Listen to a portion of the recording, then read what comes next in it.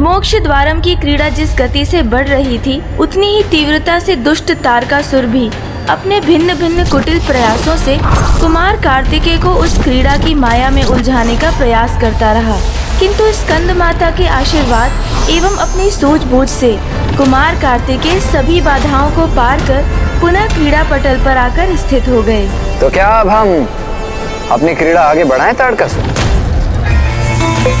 किस मिट्टी से उत्पन्न हुआ है ये? ऐसा क्या है इसमें जो ये प्रत्येक संकट से बाहर आने में सक्षम हो रहा है? मैं अपने माता पिता आदि पुरुष महादेव एवं आदि शक्ति जगत जननी माता पार्वती के चरणों की धूल से उत्पन्न हुआ हूँ तारकासुर। जगत जननी माता पार्वती के चरणों की धूल से उत्पन्न हुआ हूँ तारकासुर। इसीलिए तुम्हारी ये तुच्छ युक्ति और चालें मेरे मार्ग में बाधा नहीं बन सकती। मैं कैसे भूल रहा था कि कुमार कार्तिकेय महादेव और माता पार्वती के पुत्र, तो फिर उनकी क्षमता को लेकर इतना संशय क्यों? और ये मेरे भीतर इतनी असुरक्षा का भाव क्यों है? धिक्कार है मुझ पर। यदि इस प्रकार मैं यहाँ से लौट भी गया तो किसी के सम्मान के योग्य नहीं रहूंगा, और किसी भी सम्मान रहित पद का क्या लाभ? क्या हुआ तारकासुर? क्या तुम ये क्रीड़ा आगे नहीं बढ़ाना चाहते हो? हाँ, अवश्य बढ़ाना चाहता हूँ। क्या दिखाई नहीं दे रहा है तुम्हें कि मेरी विजय में मात्र 20 अंकों की दूरी शेष है? तारकासुर, तुम्हें शीघ्र विजयी होना होगा, और स्मरण रहे, उसके लिए तुम्हें ऊंचे से ऊंचा अंक लाना होगा, और वही लाना।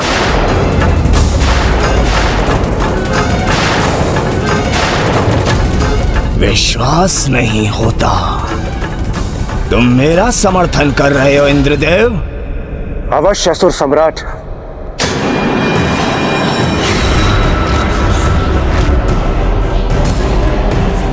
देवराज, ये क्या कर रहे हैं आप तारकासुर का साथ क्यों दे रहे हैं?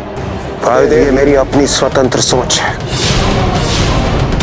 जिसके विजय की संभावना मुझे स्पष्ट दिखाई देगी, मैं उसी का साथ दूंगा। और यहां मुझे महाराज तारकासुर की विजय निश्चित प्रतीत हो रही है।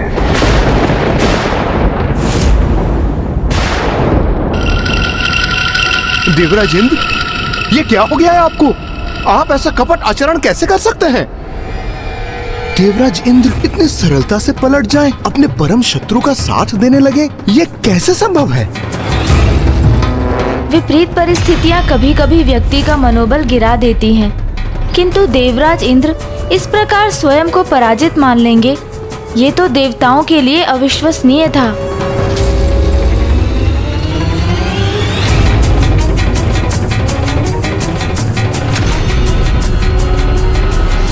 बड़े से बड़ा अंक, बड़ा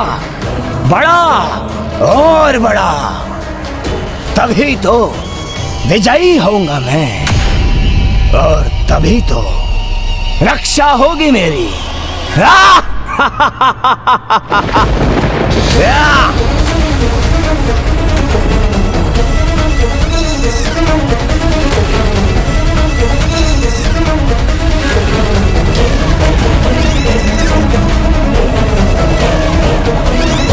ये तो इतना आश्वस्त खड़ा है, कहीं ये क्रीड़ा पलटने तो नहीं वाली, कहीं ये उस खड़क तक पहुंचने में सफल तो नहीं होने जा रहा है। नहीं, ऐसा कदापि नहीं होगा। उचित है इस इंद्र का कथन, बड़ा अंक लाना है मुझे, बड़ा अंक। क्या अंक प्राप्त हुआ अट्टासुर? दो।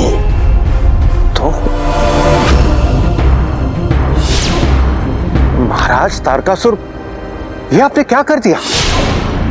आपको बड़ा अंक लाना चाहिए था ना, मात्र 2 से क्या होता है? इस प्रकार तो कुमार कार्तिकेय आप तक पहुंचकर आपका वध कर देंगे। अर्थात आपको बड़ा अंक लाना चाहिए ना, और खड़क को प्राप्त करना चाहिए, अन्यथा आपका अंत तो सुनिश्चित है।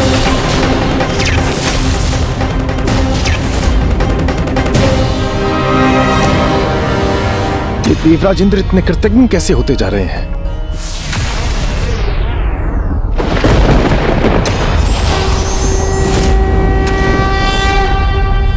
जैसे जैसे तारकासुर के मन में भय बढ़ेगा, उसकी शक्तियां क्षीण पड़ती जाएंगी।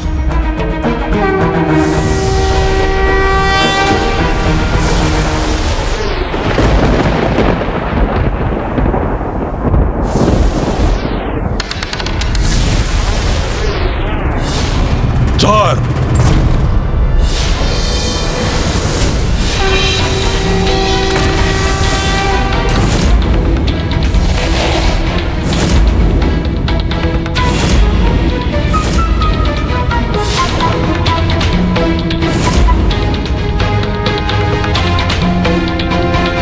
महाराज तारकासुर, 8, 9 अथवा 12 जैसा अंक चाहिए आपको। 8, 9 अथवा 12। हाँ,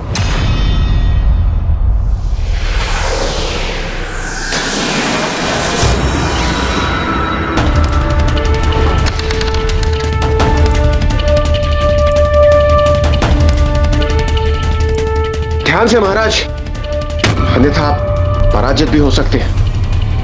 अट्टासुर, बताओ क्या आया? पुनः दो।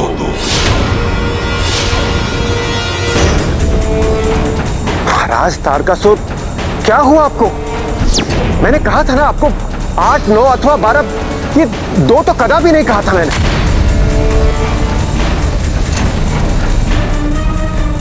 तो अब समझा, ये देवराज की एक युक्ति है तारकासुर को भ्रमित करने की। वायुदेव, ये देवराज इंद्र की एक युक्ति मात्र है तारकासुर का ध्यान भटकाने की। महाराज तारकासुर, क्या आपको ज्ञात नहीं? कुमार कार्तिकेय को माता महामाया से दिव्य सहायता प्राप्त है, तभी तो वो आपके बिछाए जालों को इतनी सरलता से पार कर पाए, जिन्हें आप भी नहीं भेद पाते। और ये ज्ञात होते हुए भी आप इतने निश्चिंत होकर ये क्रीड़ा कैसे कर सकते हैं? क्या आप एक बड़ा अंक भी नहीं ला सकते? बस शांत देवराज इंद्र, मृत्यु होगी तो मेरी होगी, इसमें तुम्हारी क्या हानि है? तारकासुर जी, यदि आप अपना अंत करवाना चाहते हैं तो करवाइए। मैं तो वैसे भी इस वृक्ष के रूप में सदैव यहीं पर उलझा रहूंगा, और वैसे भी अब हम एक समान हैं। हमारे परस्पर संघर्ष से हमें कुछ भी प्राप्त नहीं होगा। इसलिए मैं आपसे पुनः कह रहा हूं, बड़ा अंक लाइए, बड़ा अंक। कदाचित इंद्रदेव की यह युक्ति सराहनीय है। वो जितनी बार तारकासुर को उकसाएंगे, आवेश में आकर तारकासुर क्रीड़ा में उतनी ही भूल करेगा।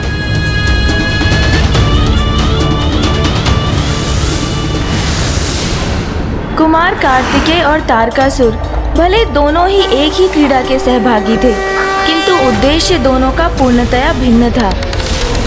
तारकासुर का उद्देश्य जहां मात्र विजयी होना था, वहीं कुमार कार्तिकेय विजयी तो अवश्य होना चाहते थे, किंतु सत्य पथ पर चलकर धर्मानुसार विधि से।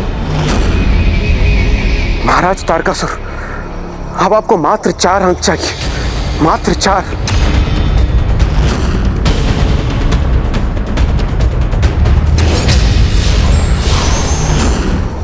और देवराज इंद्र द्वारा उत्पन्न कोलाहल से जो अंक तारकासुर प्राप्त कर रहा था, उससे और कुमार कार्तिकेय के आगे बढ़ने से उसका ध्यान इतना बट रहा था कि उसे 500 के अंक परिवर्तित करने का अवसर ही नहीं प्राप्त हो रहा था। इंद्रदेव की क्रीड़ा का अभी आरंभ ही हुआ था, अब कुमार 85 पर थे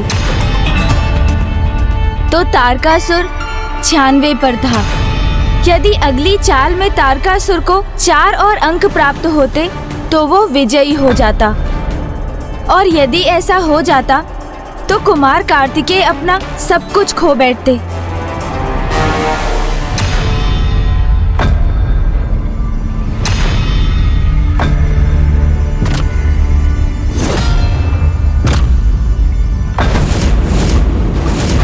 बस अब थोड़ी ही दूरी शेष है। किंतु जब तक विजयी ना हो जाऊं, सावधानी से आगे बढ़ना होगा मुझे।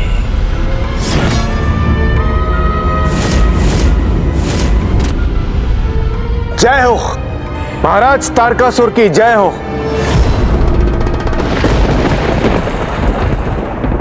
कैसे निकृष्ट द्रोही हैं आप देवराज इंद्र। ये कैसा आचरण कर रहे हैं आप? और ये तारकासुर आपका महाराज कैसे हो गया? कितनी सहजता से अपनी निष्ठा कैसे बदल ली आपने? इसीलिए तो मैं देवराज हूं, बुद्धिमान हूं, इसीलिए मुझे ज्ञात डूबती नैया का परित्याग करना ही उचित होता है। देखा कुमार कार्तिकेय, तुमने देखा?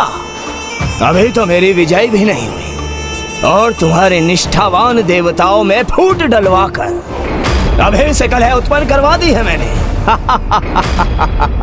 देवताओं की चिंता छोड़ो और अपनी चिंता करो तारकासुर। अभी विजयी नहीं हुए हो, इसलिए तुम्हारे लिए अभी यही उचित होगा कि तुम क्रीड़ा पर ध्यान केंद्रित करो।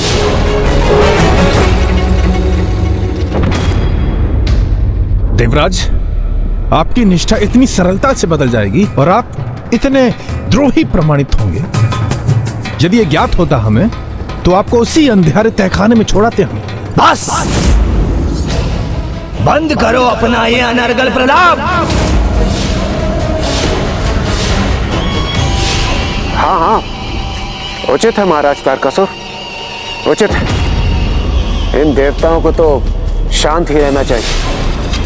मेरे महाराज तारकासुर विजय के इतने निकट जो हैं, बस घोषणा ही शेष है।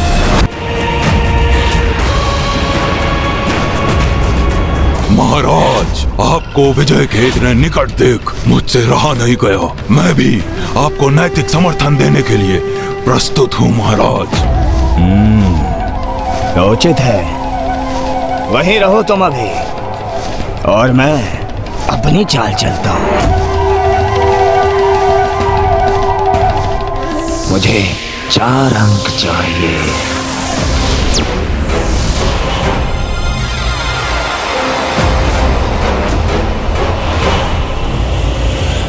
एक,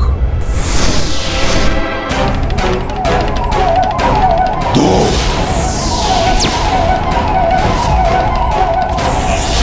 3। अरे ये आकाश में क्या गिनती गिन रहे हो तुम? इस क्रीड़ा पटल पर 1 से 100 तक के समस्त वर्ग गिन रहा हूं मैं। अरे यदि गिनती ही गिननी है तो अपने मन के भीतर गिनो ना। महाराज तारकासुर की एकाग्रता को भंग क्यों कर रहे हैं? धिक्कार है आप पर देवराज इंद्र। पुनः आपने उसे महाराज कहकर संबोधित किया। हाँ हाँ, महाराज ही तो हैं वो।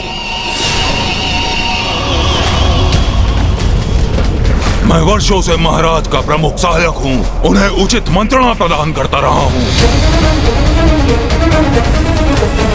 तो अब तुम कौन होते हो महाराज की एकाग्रता को लेकर मुझे सचेत करने वाले? अरे मूर्ख, क्या तुम्हें ज्ञात नहीं? मोक्ष द्वार की रचना स्वयं महाराज तारकासुर ने की है और उन्हें गिनती भी ज्ञात है और उन्हें भली भांति ज्ञात है खड़क तक पहुंचने के लिए उन्हें 2 नहीं, उन्हें चाहिए 4। उन्हें 4 का अंक चाहिए। ये इसीलिए तो मैंने कहा 2 नहीं, 2 कदापि नहीं। अरे तो स्पष्ट क्यों नहीं कहते? उन्हें 4 चाहिए। अरे 2 नहीं का भी वही अर्थ है मूर्ख पक्षीराज। 2 नहीं चाहिए, 2 कदापि नहीं चाहिए। महाराज आप 2 पर ध्यान दीजिए, 2 नहीं चाहिए। महाराज तारकासुर, यदि आप तब बड़ा अंक ले आते 8, 9 अथवा 12 जैसा तो चिंता की बात ही नहीं। महाराज 4। किंतु अब 2 कदापि मत लाइएगा। 2 नहीं 4, 8, 9, 12 नहीं, अरे 2 नहीं अर्थात 4। 4 ही उचित है, 2 तो लाइएगा ही मत। 2 कदापि नहीं महाराज, 4, 2 नहीं। अरे शांत! 2 पर ध्यान केंद्रित मत कीजिए महाराज। स्मरण रखिए महाराज। 4, 2 नहीं 4। कदाचित महाराज तारकासुर के मन में मैं पर्याप्त भ्रांति उत्पन्न करने में सफल हो ही गया। 2 नहीं 4, 2 तो कदापि नहीं। 4, 2 अथवा 4, 2 था अथवा 4 था। 2 4 2 4 4 था 4। अरे क्या था उचित अंक? 2 कदापि नहीं महाराज, कदापि नहीं महाराज। 4 नहीं 2 नहीं।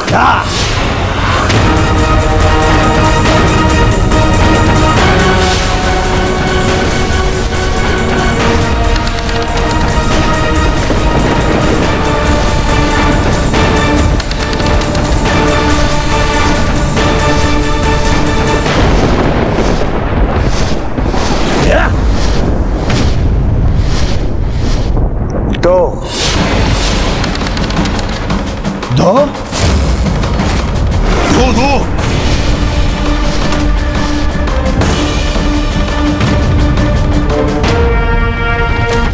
मेरा कार्य संपन्न हुआ।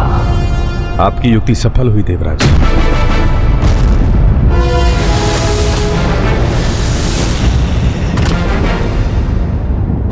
ये 98 पर आकर क्यों रुक गया मैं? आगे बढ़ना है मुझे, विजयी होना है मुझे।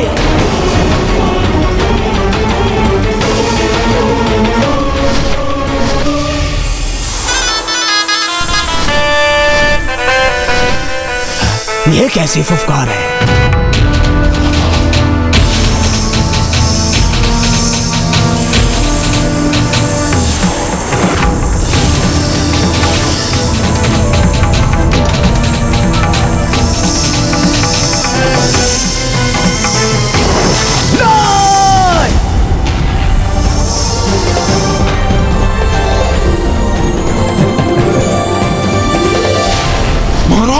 महाराज को निगल लिया सर्प ने।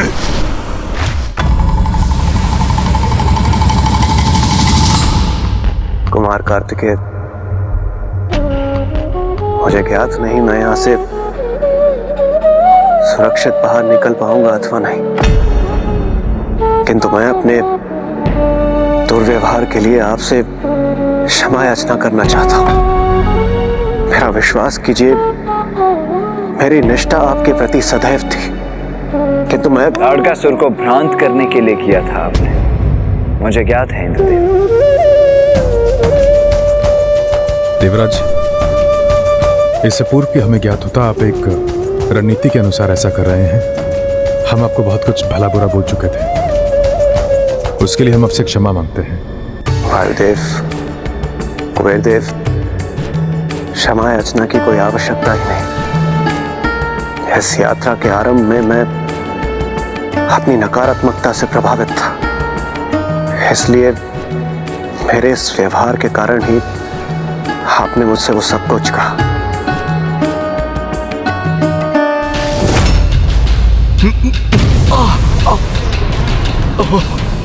देवता तो आप पूर्ण रूप से वृक्षों में परिवर्तित हो रहे हैं। देवताओं की रक्षा हेतु मुझे शीघ्र अति शीघ्र इस क्रीड़ा को समाप्त करना होगा। हाँ कुमार कार्तिकेय, अब विलंब मत कीजिए।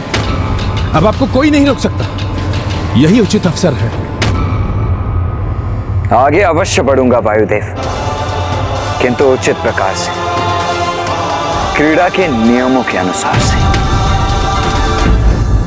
कुमार कार्तिकेय नियम का उल्लंघन कर विजय प्राप्त कर सकते हैं, किंतु उन्होंने ऐसा नहीं किया। कहाँ एक और असुर महाराज तारकासुर हैं, जिन्होंने आगे बढ़ने के लिए छल करने से तनिक भी संकोच नहीं किया, और दूसरी ओर ये अद्भुत दिव्य कुमार कार्तिकेय हैं, जो न्यायपरता और सत्यनिष्ठा पर स्थिर हैं।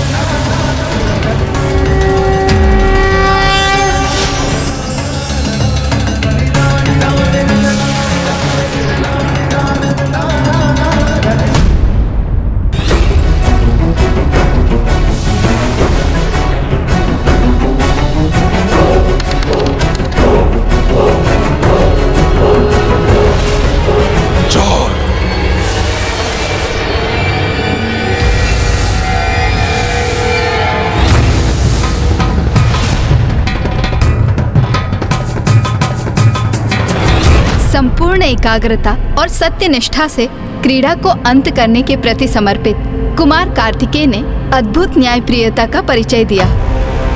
माता सरला, यही तो महादेव पुत्र कुमार कार्तिकेय की महानता है। कुमार कार्तिकेय अपनी चाल चलकर 4 स्थान और आगे बढ़ गए, किंतु अब तो उन्हें तारकासुर के उस सर्प की पूंछ से लुढ़कने की प्रतीक्षा करनी थी, क्योंकि अब तारकासुर को पासे फेंकने थे। उसके उपरांत ही कुमार कार्तिकेय क्रीड़ा के नियमों के अनुसार अपनी चाल चलने वाले थे। किंतु सर्प ने तारकासुर को निगलकर कहाँ पहुँचा दिया था।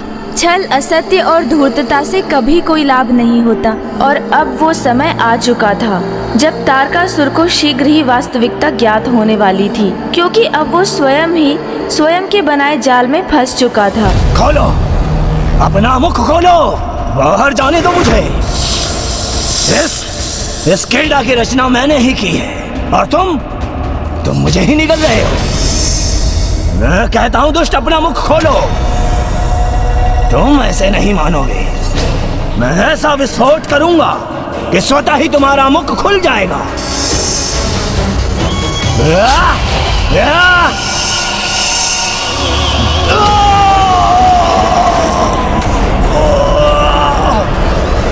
महाराज तारकासुर की।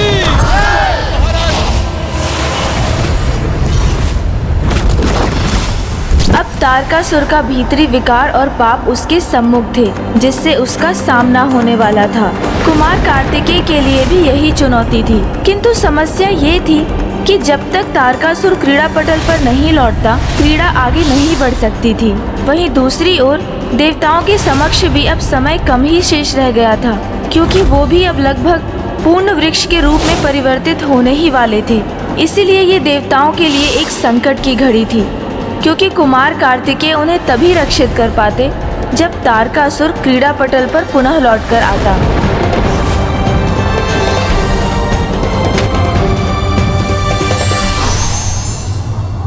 जो दूसरे के लिए गड्ढा खोदते हैं, वो स्वयं भी उसी में गिर सकते हैं।